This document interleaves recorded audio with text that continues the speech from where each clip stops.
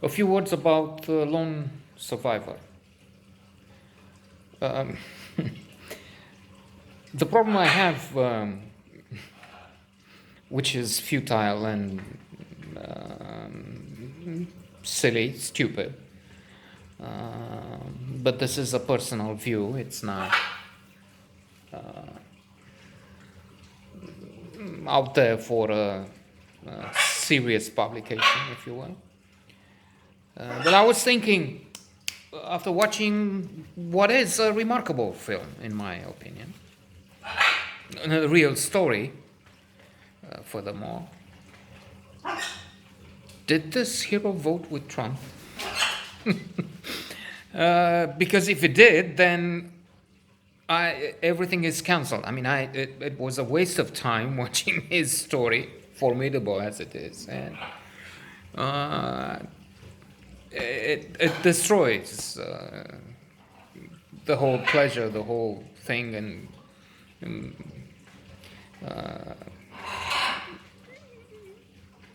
makes it lamentable, if you will. On the other hand, of course, that proves how silly a viewer this one can be. I mean, if the story is extraordinary, what does it matter? Well, it means he's in a different universe, and then respect I have is gone, if you will. And there is a question there because he's living in Texas. He's from Texas and he's living in Texas. Texas won, I think, by a wide margin by the Very Stable Genius. Now, returning, critics gave it on average, the important ones, so 60 out of 100. That's a score you can find on IMDb if you look left. Is it right? That's this average score of the important professionals, and their opinion is most of the time, especially as taken on average, more than relevant. It gives you an idea. However, here I would give more to this film, unless, of course, we're talking a Trump voter. And coming with not that high expectations because I knew of the score of the important critics. I was impressed by the story of this group of specially trained American soldiers, an officer they have with him, and petty officers, who try and take out a special target. It's not Bin Laden, who's of course alive. If you're speaking of these voters, the members of the cult of the Very Stable Genius, they peddle an immense number of idiotic conspiracies, which give you an idea about who they are and what universe they live in, which again is not the one I know and I live in. So one of these conspiracy theories has it that Bin Laden is in fact alive. They didn't shoot him. Obama had the members of that, the team which allegedly killed the top terrorists, shot so that they don't. It's blows your mind away in a negative manner. I mean, it's so stupid. It's revolting. It's infuriating. So there you go. One reason why I, for one, don't want to have anything to do with that deplorable sector. And I strongly feel we're talking deplorable. Hillary Clinton was right. I mean, when you go with something like that, when you say elections have been stolen and then with that you destroy your democracy, when you're thinking the world, the Democrats, the world is ruled by pedophiles and lizards and all Okay, wait. Trying to come back. So this is their enemy, their target, this Afghan Taliban leader.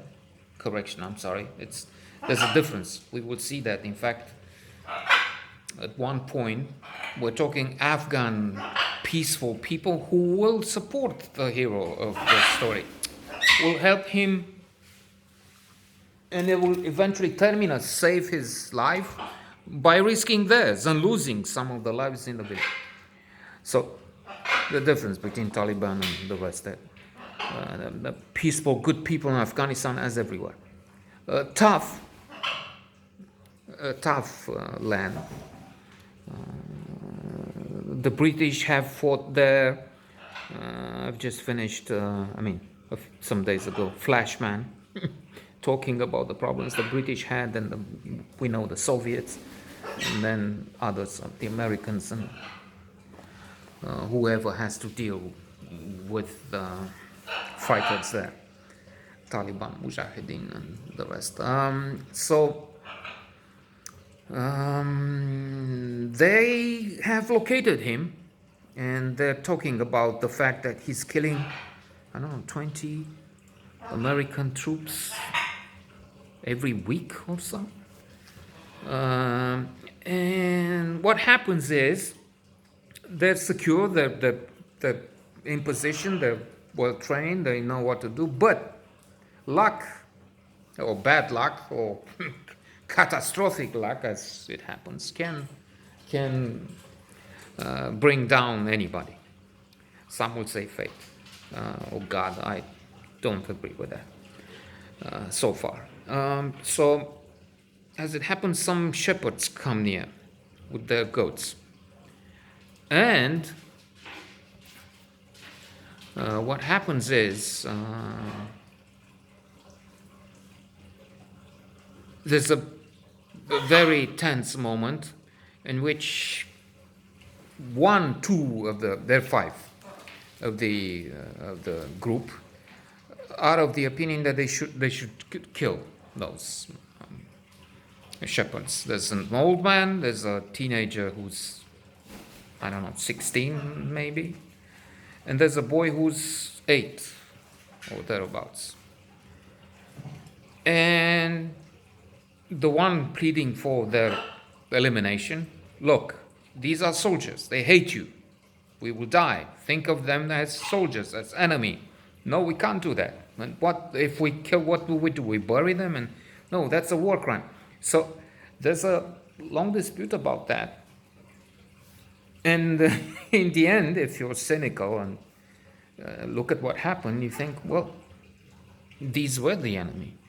Because indeed, they're allowed to go free, and the teenager runs away, jumps from the rocks, and he brings down hell and fury and destruction upon the poor American troops, elite troops. They're attacked from all sides. They kill many of the Taliban, but in the end, the title is clear, right? Lone survivor. There's a lone survivor, and it's hard to watch at times. What happens is more than captivating. It's keeping the audience on the edge of the seat, especially knowing this is not just one of your regular Hollywood inventions, contraptions, and false story exaggerated for consumption by the public, as many as possible. It is what happened, well, with some fictional embellishments, for sure. I mean, dialogues and some things they couldn't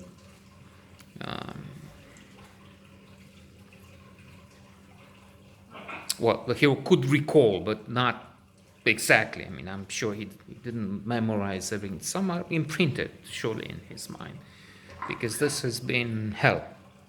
And let's stop it at that. Knowing what happens, let's not give the details of how we have this lone uh, man escaping, and hopefully not voting for Trump elections.